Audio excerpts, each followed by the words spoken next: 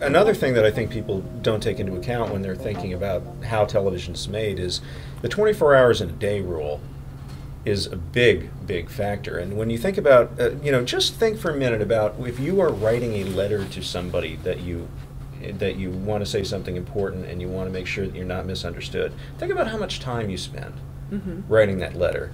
And then think about how much time it would take to outline a 1-hour episode of a drama that has maybe a dozen or 2 dozen characters, all of whose stories need to be touched on in some way in order to satisfy the audience. And then you've got 2 or 3 weeks to shoot that episode and maybe another 2 or 3 weeks to edit it, and then you can't touch it anymore. It's got to go on the air. So there's got to be a lot of... They got to be flying by the seat of their pants all the time. You have to trust all the other technicians to do their jobs. You have to trust the actors to say it and, having an ear for what they're supposed to say. Yeah. You have to trust the costume designer to not put someone in a distracting orange tent. You have to be like, okay, who's hiding the fact that, Charisma Carpenter is gigantically pregnant, so she's just going to be in bed and possessed for 3 episodes. I mean, there are a lot of things you can't control. And then the things that you can control, language is imperfect. Yeah.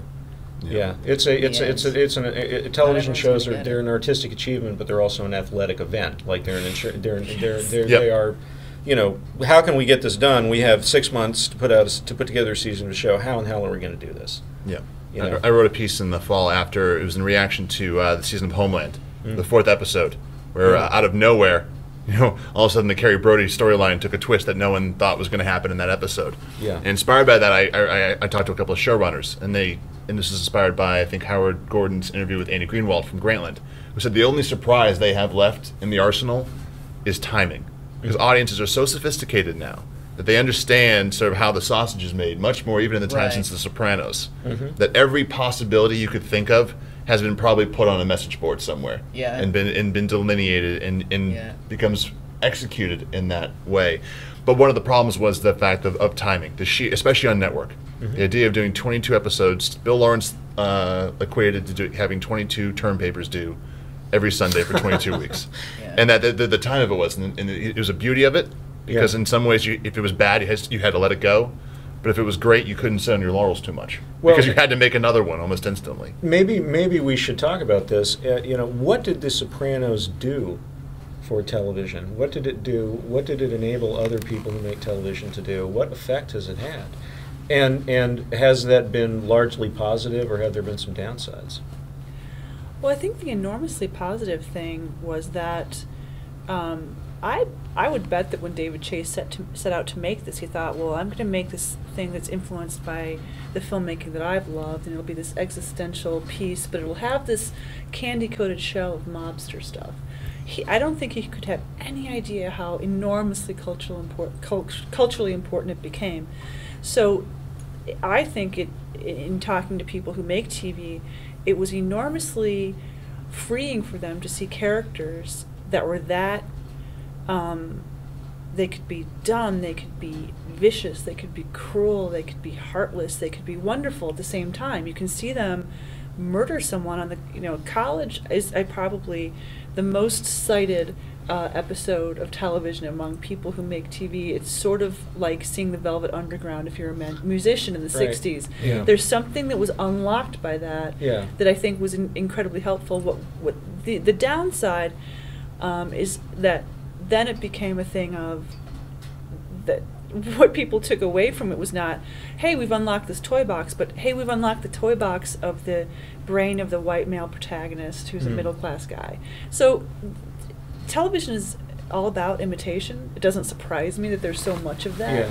But I just think I see signs that there's maybe people who've kind of, just decided to play in other arenas because that particular field has been, farmed enough, and maybe we should look for other things. But I think as an influence, it's interesting to see what some of these other shows seem to have gleaned from The Sopranos, like what they thought the takeaway was. Right. Yep. And like on a show like The Shield, for example, it was the plot. It was it was this machine of the plot, and the characters were important, but the machine, the propulsive forward motion, was the thing that was the most critical. But you also see shows where it's the psychology. the psychology is the main takeaway, or and it's sort of like the story of the blind men trying to figure out, that they're looking at an elephant. It's everybody's fixating on a different aspect of The Sopranos, making their own show out of it. Boardwalk Empire is another one of those. There's something that you said earlier that made me think of the expression that if you try to make your story or your art very personal and true to your own personal whatever things, then that lets it be universal. But if you try to do a show that's universal, or a story or art that's universal, then it winds up sort of not being for anyone. Like if you do it for yourself, then it's for everyone. If you try to do it for everyone, then it's not for anyone. Right. Whatever. I'm quoting that wrong, but that David Chase's take on this world was extremely personal, happened to be appealing to a whole bunch of different demographics. Mafia fantasy team people, and I really think you should make that happen. I can do that. I'm a Genovese girl. Just kidding. Don't call me. And then there was the sort of film referent, both American classics and Italian classics. There was the sort of psychology of the anti-hero. And I think that that's what the influence that I see, whether it's Breaking Bad, Homeland. These shows might not sound very sort of personal, like, one man's journey, but it is, and their take on it is. And I agree that sort of middle-aged white anti-hero becomes sympathetic with some humor thrown in, and that I think that field has been plowed enough for now and needs to be allowed to lie fallow. But then you have something like Girls, which gets a ton of flack, but I do admire that she's like, you're right, this is really niche.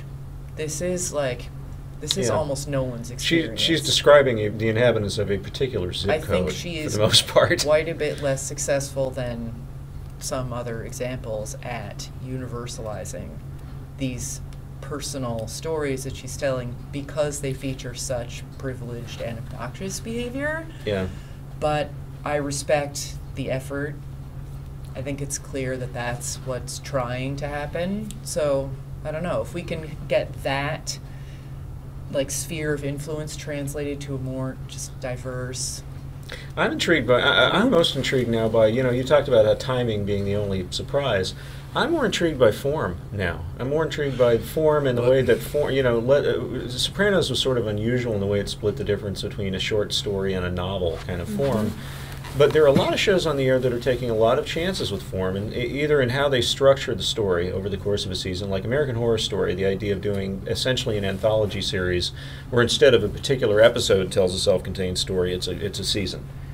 I like that. That's unusual, and I kind of wish is the most ruthless planner. Yeah. It's a lot of balls in the air, but he knows exactly what altitude they're all at. I think so. And then you've got something like Louie, which I think is that's the stylistically the boldest show on TV, hands down, because it's the first really significant show that I think I've ever seen that does not delineate between what really happened and what might be figurative or a dream. Yeah. And they do that to some degree in almost every single episode, and you don't know if you're seeing a kind of a dry documentary representation of this guy's life, or if it's kind of a hyperbole that you would get from a stand-up comedy routine where he's exaggerating, and like Richard Pryor's crack pipe is talking to him. Well, obviously the crack pipe didn't actually talk to him. Yeah. Louis finds ways to cinematically do that, that kind of exaggeration, and then you get something like the New Year's Eve episode, which starts out as a very kind of conventional stand-up comedy kind of account of my Christmas with my kids, and then suddenly becomes this nightmare. It's like Occurrence at Owl Creek Bridge, and you kind of don't know where where the dream begins. Reference. Yeah. He deep cuts, folks. He falls asleep 3 different times. Yep. Yeah. And it's almost like they're deliberately telling you don't know if this is a dream or not, and if so, where it started. And it doesn't matter. And it's the it doesn't matter part that excites me so much. Because if you think the ending of The Sopranos is frustrating for the way that it rips you out of the story, I think that New Year's Eve episode of Louie is 10 times more frustrating if you're not used to that kind of an ambiguous or artful way of telling a story, because we want to know, is this a dream or not?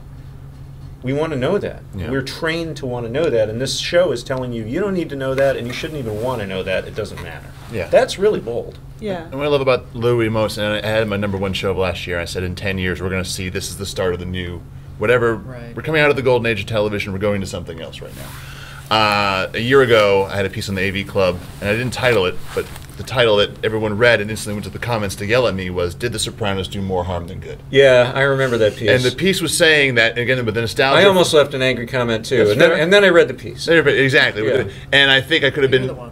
The nostalgia for what was lost, what people pulled out of The Sopranos was that the critical love of it was that novelization. And Yeah. Sopranos is not a novel as a show. You can watch there's lots of short stories in there, but the perception of like this long journey that was told over there. So what do people do? They got their flash forwards. They got their 5-year plan before an episode has been shot. They thought about the plan before thinking about a character. And Louis is a show that is sort of, it forces you to live in the episode itself, hermetically sealed. You can take them as a whole, as an expression of an artist, but you don't need to have watched the past 10 episodes to get what's going on in this particular one always. And in this glut of, do I want to spend 5 years catching up on Breaking Bad, or do I want to jump in on the 3-episode arc where maybe he's taking over for Letterman? Right. I think that's going to be, and again about the auteur theory, what can you do? What can you get away with? How many hands are going to get in the pot, and at what level can people just be left alone to express themselves? And you have to gauge how far you can go too, because if you're trying to go too far every single week, eventually people get tired of you. Yeah. Well, it starts to feel a little cynical. I didn't track the response to that New Year's Eve episode, but I feel like it was kind of polarizing. It was very. But do you think that ending of The Sopranos has dulled our reactions to this kind of thing? To not ambiguity generally in art, but Probably. to that feeling of dislocation. Maybe, but I think of that. So I didn't know if people had sort of felt like that was a really bold episode of Louis that they respected. Well, I think Louis things are trains you to shifting be or- okay with it. I think one of the wonderful things about that show, and I wish other shows would be reassured by it, is that the very nature of Louis is so experimental that not everything is going to work. And there are many episodes, I love the show, but there are many episodes within the course of any season that really don't do it for me. Yeah. But I know that that's the way he works, and it's not all going to come out perfectly or please me. There may be other people who really like the thing that I didn't like, and that's okay.